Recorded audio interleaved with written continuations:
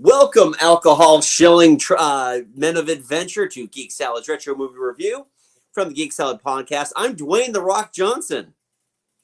And I'm Ryan Reynolds. And tonight we are talking all about the Netflix exclusive film, the most expensive film Netflix has ever made, Red Notice. Really? I believe that is true, yes. Where'd the money go? To the 3 stars of the movie. That makes sense. Yeah. So as part of our trick or treat, we are going to determine, based on the fact that neither or I have seen this movie until the last couple of days, we're going to determine whether or not it was a good movie, a treat, or not so good, a trick.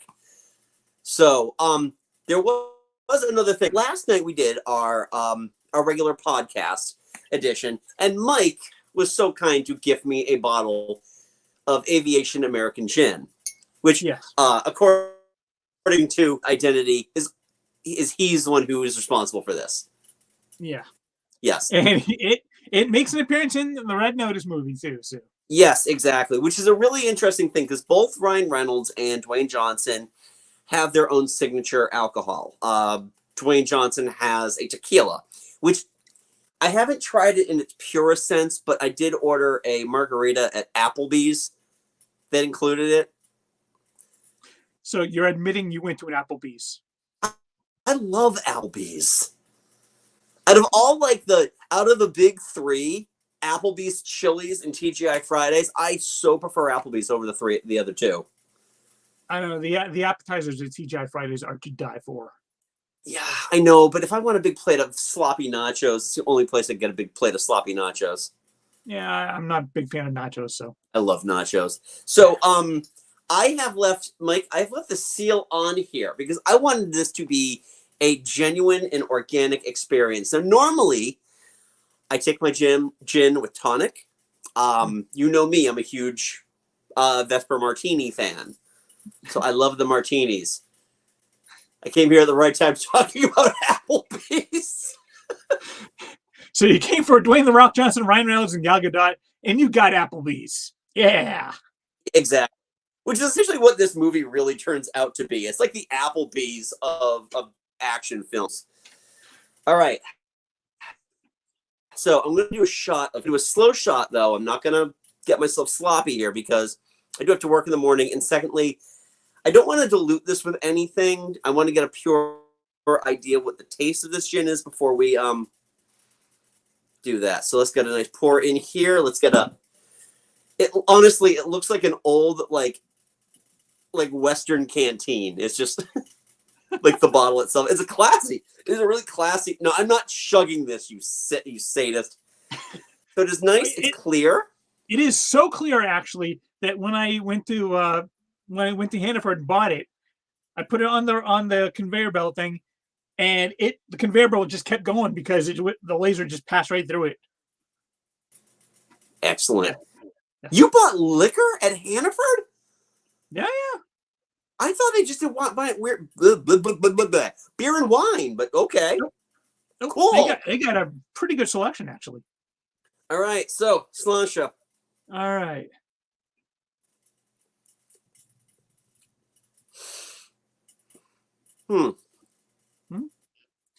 I know some people love it, some people not fan of it. I mean, obviously, I don't drink gin straight, so that's a thing. I mean, it's got a nice. There's the afterburn right there. Maybe try it with some tonic. See if that's better. I don't have a tonic available, and I'm not going to jam it into this shot glass. No. No. I need to do this. This is the full taste. If I want a martini, I might have one this weekend because I can now. It's not bad. I mean, I would liken it to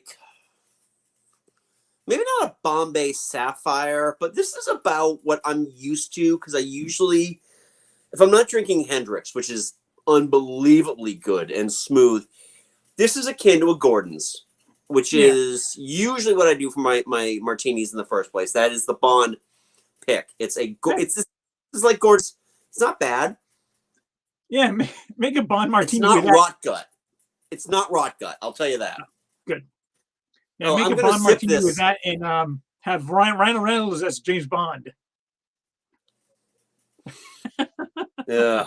All right. So, with that said, I'm going to be sipping this throughout because it is dangerous to chug gin. So, yeah, Red Notice. This was the last of the 4 that we had picked. Yet it is the second one that we're talking about because it was so hard for us to come up with 4 movies that neither of us have seen. Yeah. My initial impressions of this movie is that it was, I would never have paid movie money for this. Yeah. But it's fun. It's I mean, out of the other movies that I'm just gonna call Rock going forward. Sorry, Dwayne. The Rock and Ryan Reynolds have done just last year alone. I enjoyed Jungle Cruise a lot more. I enjoyed Free Guy a lot more. Oh. Than As in movies that they've done separately. I thought you meant. Oh yeah, no, I don't think they've ever worked together before. Yeah. Yeah. But if you think about a movie where you've got Deadpool, Wonder Woman, and Black Adam, yeah, currently sitting at 53% on Rotten Tomatoes, it's a. I thought it was lower. Last I saw it's 53. It went up from 50. But all right, go ahead and check that out while I talk about this. Yeah. I feel like Jungle Cruise played really well to The Rock's charms. Free Guy is just, I mean, Ryan Reynolds has a couple of settings, and it's Ryan Reynolds. So it's like when we watch Deadpool, we're watching Ryan Reynolds, and I'm fine with that because I feel like he fits that role like a glove. Oh, did you get the number? I do. It is, with 129 reviews, is at 47%. Jesus.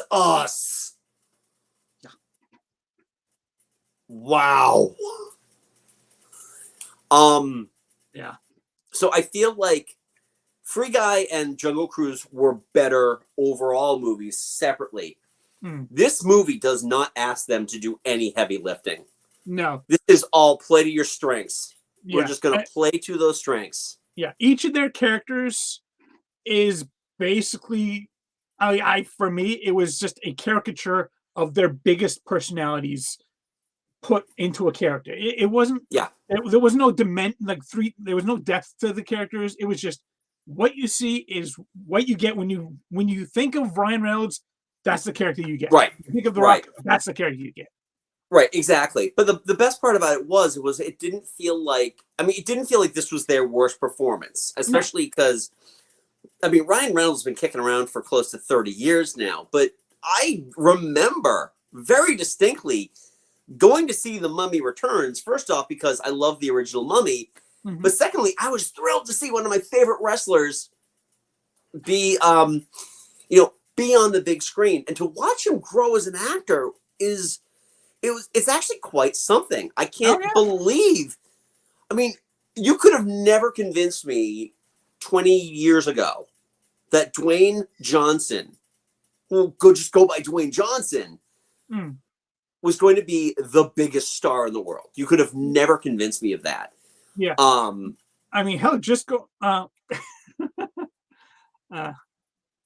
Kitty, yes. Yeah, he's going to do that. They have been running rampant down here. Yeah, just going with going from The Mummy Returns, which is the first thing I saw him in, and then to what was it, the Runaway with Sean William Scott? The Rundown. The Rundown, yeah. I mean, just going from that to that, I thought it was like, oh, he's actually kind of fun to watch. He is fun to watch. I mean, the Scorpion King was just popcorn. Yeah. It was fine. For what it was fine. It definitely made up that terrible PS1 effect that they had in Mummy Returns, but yeah, back then he was just WWE's The Rock. Yeah. And I think The Rundown was the first one where he was Dwayne The Rock Johnson. I think at that point, Vince McMahon still had him under he was listed as an executive producer for his movies. Mm-hmm. But as we go through this, as we get from The Rundown to Walking Tall, which he is definitely an improved of change from Joe Don Baker. Scorpion King is your boilerplate. Yeah, in a lot of ways it is, but it's still the best one they ever put out because all of their movies suck. Yeah. But Walking Tall, he was able to show very early on how good he is, and he's actually the best thing in Be Cool, which is a terrible sequel. I love Get Shorty. Be Cool sucks. It's so bad, and it just there's no change. But we're not here to talk about that. And then on the other hand, we got Ryan Reynolds, who, I mean, let's be honest. The 2000s, he was Van Wilder. He was the smarmy guy in Waiting. He was that guy. Ryan Reynolds has really kind of found his niche, and he's never really kind of tried to go beyond it because it actually works for him. And in most movies, it really works for me too. Yeah, I always like him. Yeah, I like him too, and I feel like the disaster that was Green Lantern really lit a fire under his ass. Between that and showing up as Deadpool, which has been a passion project of his forever, only to have that be, we don't understand Deadpool. I think the combination of those two failures lit a fire under his ass that he was going to do something bigger, and he did. Yeah. Full disclosure, I wasn't a Deadpool fan until I saw the movie. Deadpool to me was one of those 90s cult characters that everybody seemed to love, and I just never seemed to get. And then Deadpool blew me the hell away. Yeah. I mean, I read some of the old 90s X-Force comic books. Hey, it's Deadpool. Yeah. Okay. He's kind of, he talks to the camera sometimes and whatever. But yeah, I didn't really understand Deadpool until Ryan Reynolds says this is what Deadpool is. Now you can understand it. Exactly. And it made it so easy for us to watch She-Hulk after that too, because of all that. Yeah. But between those two, and then bringing in Gal Gadot, who is literally just Gal Gadot in this movie. I mean, I feel bad saying this. I love Gal Gadot, especially in that swimsuit. Oh, that I actually texted you. Yes. Once the movie ended, that swimsuit, that black bikini that she comes out of the water in that end of the scene in the movie, that is worth the entire movie right there. That was worth the $20 million she was paid for this movie. Yeah. And I did say that right. She got $20 million for this movie, and it was pretty much based on they figured that they wouldn't bite. They didn't think they were going to get that much, and they did. Netflix really. This is really what Netflix was just like. They must have greenlit this. They did. They greenlit it prior to COVID.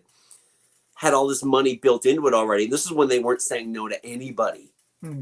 And to be fair, I don't think if Ryan Reynolds, Dwayne Johnson, and Gal Gadot were not in this movie, I don't think I'd bother watching it. It's not, without them, there really isn't much of a movie here. There's no movie here. And it's evidence in the fact that this is a very expensive movie. And you were asking earlier about where the money went. Other than to the 3 stars, it went towards production delays because of COVID. And then additional delays because Rocky Johnson, Dwayne Johnson's father, passed away. He needed time off. Yeah. So there was that. They delayed, good. I'm glad that they delayed it. But it's just that they suffered from a lot of production delays, and that's what drove up the cost of this movie. This movie is essentially, there were action sequences I felt that were pulled directly out of Black Widow. Yeah. Even if they weren't exactly them, they wouldn't have been out of place in Black Widow, especially as they are escaping a Russian prison. Actually, the missile going through, that one is from... I believe it is. And that was filmed earlier. Okay. Yeah. So, overall, I think this movie had some fun action sequences. There isn't much of a supporting cast to speak of. The 2 characters that do kind of reoccur are the FBI agent Das, yeah. Das, and then like the male Yeah. thief whose name escapes me. Who they honestly, when he like woke back up, I was like, why do they still have this guy going? Because his scene is done. He is still acting, but there, he shouldn't be. They've moved on.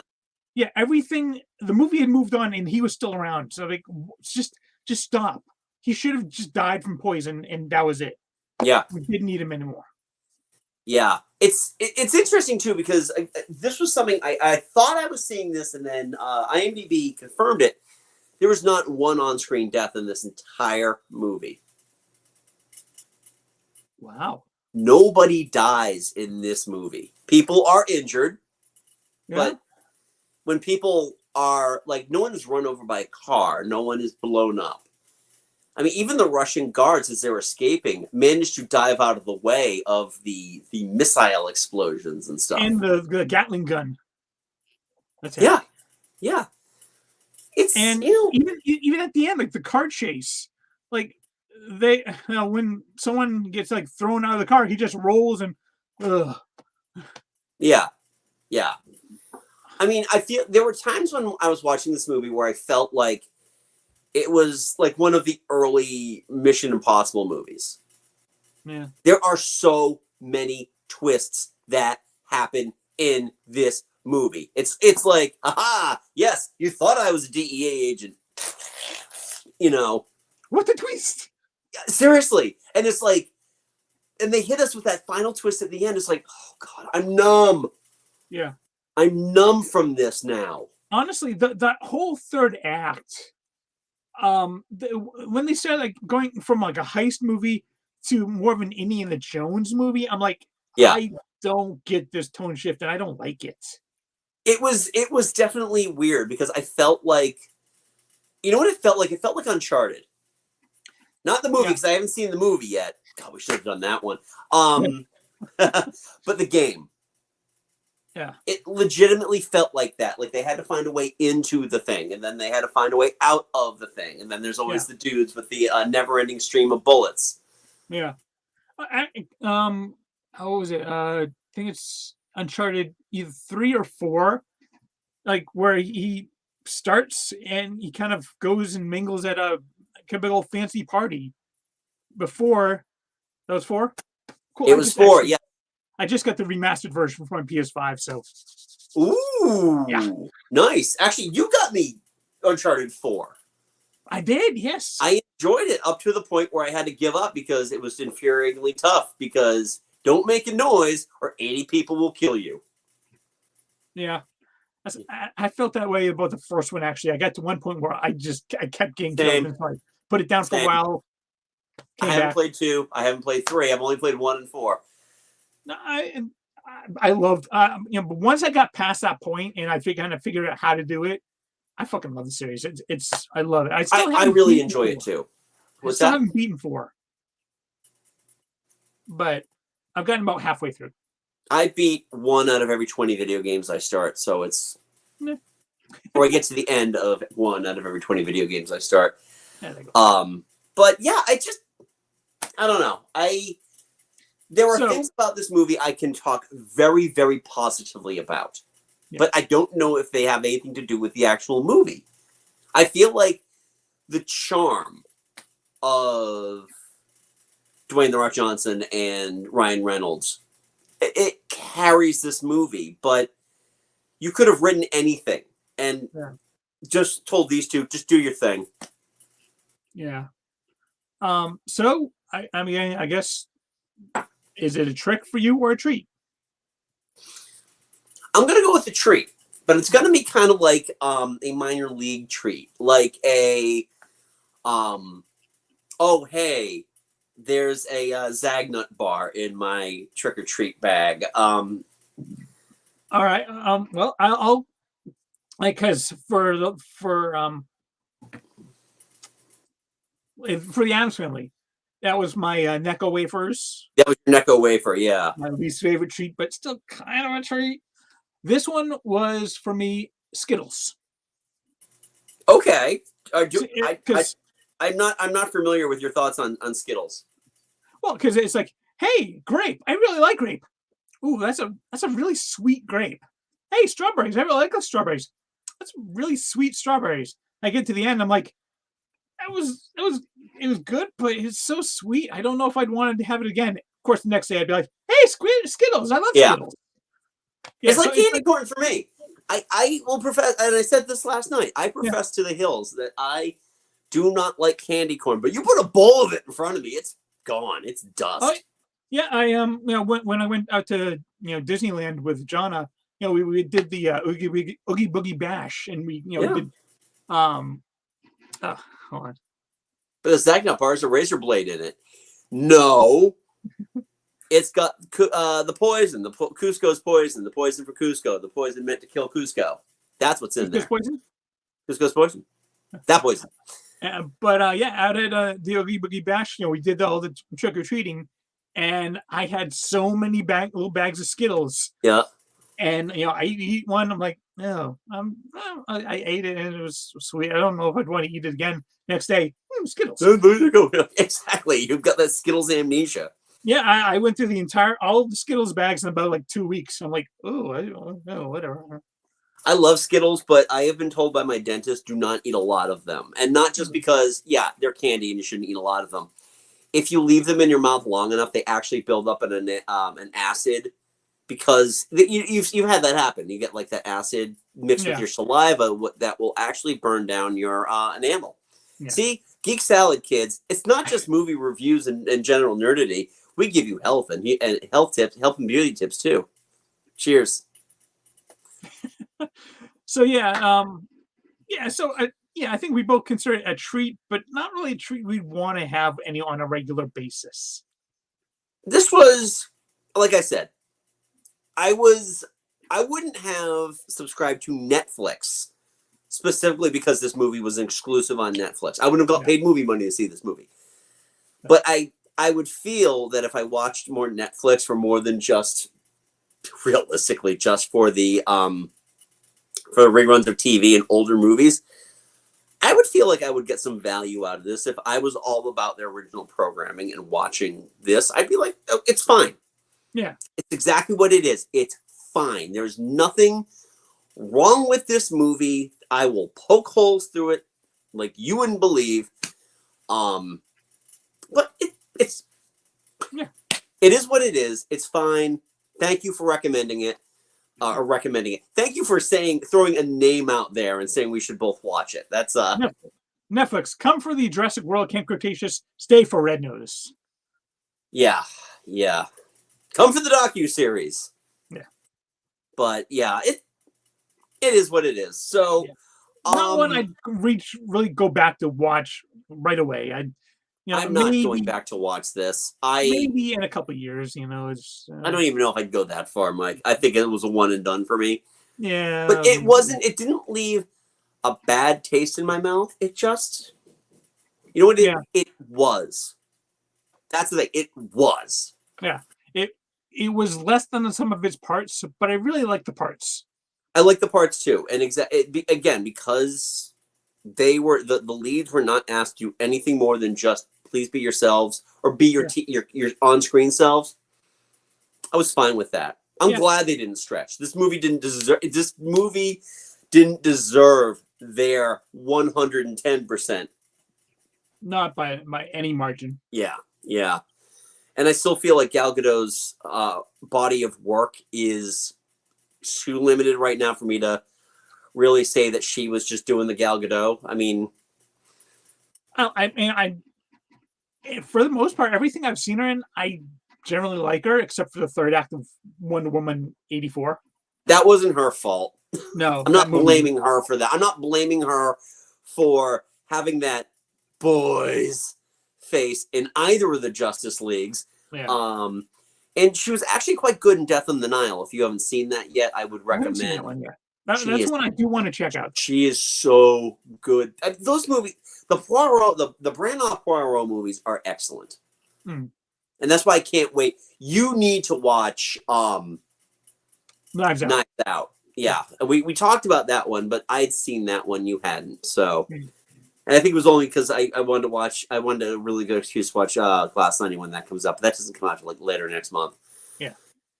So, anywho, that is our thoughts on Red Notice. The music was not very memorable, so I feel like there was no need in actually going into any of that. Who did the music? I don't know, but it was generic. Like, if he were still alive and I didn't know any better, I would just assume that Michael Kamen did it because that is just big dumb action music. It was music by Steve Jablonsky. My God, that actually sounds like a rock wrestling insult. Hey, Jablonsky.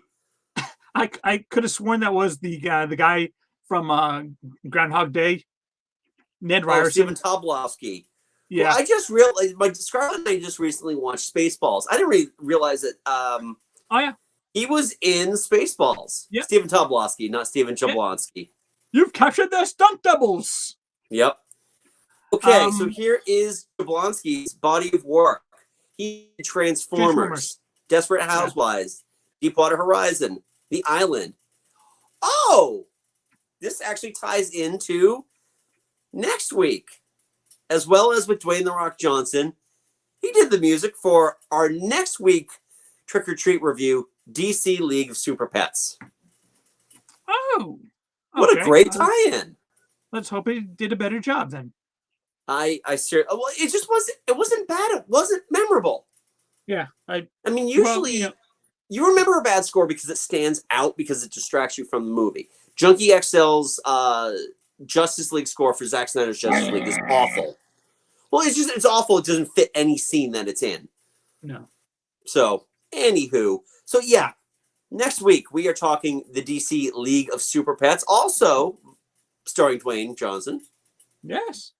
So we'll see how that one is. I've heard good things, but I'm trying to earmuff for the next week so I can get a better idea about it. So we want to know, have you watched Red Notice? I put a poll up on Twitter asking if you felt like this was a trick or a treat. I got 2 votes. One said yes, one said no. I retweeted it. I didn't vote this time. Yeah, okay, thank you. Yeah, no, it was dead even. So, whatever. So I'll try that for next week, see how they do with that. But, yeah, we want to know. What did you think about Red Notice? Was this just one of those things you had to watch because the hype was so huge when it came out?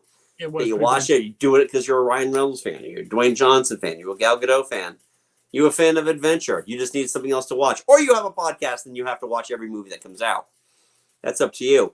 I'd love to know. Leave a polite comment below. Don't forget to give us a big thumbs up and hit that subscribe button. Why? Because we do this every week. We do a movie review every week. We got 2 more weeks of this trick or treat. So we've had, well, on my end, I've had 1 trick and 1 treat. You've had 2 treats, right? Two bear treats. They're not good treats. Nothing has knocked our socks off, is what you're saying. No. Okay, great. No, we have not had our giant-sized Snickers bar yet. Yeah, we haven't come to that house yet, and hopefully we will. We've got 2 movies to go through, and I don't know. I don't know if I'm feeling hopeful about that. I think possibly the next week might be the only chance that give us this. Maybe. So, but hey, Mike and I also host a podcast. We call it Geek Salad. You can check that out wherever you get your podcasts. It's your Spotify, iTunes, and Google Podcasts. You can also follow us on the social medias on Twitter at Geek Salad Radio. I just drank a full ounce of unadulterated gin, so I apologize if I'm rambling now. Yeah, you're fine. We're also on Facebook at Geek Salad Podcast, and you can check out our TeePublic store, which is keyword Geek Salad Podcast for all of your swagging needs. So until next time, I'm Andy. I'm Mike. Go forth and be nerdful. We'll talk to you later. Bye-bye.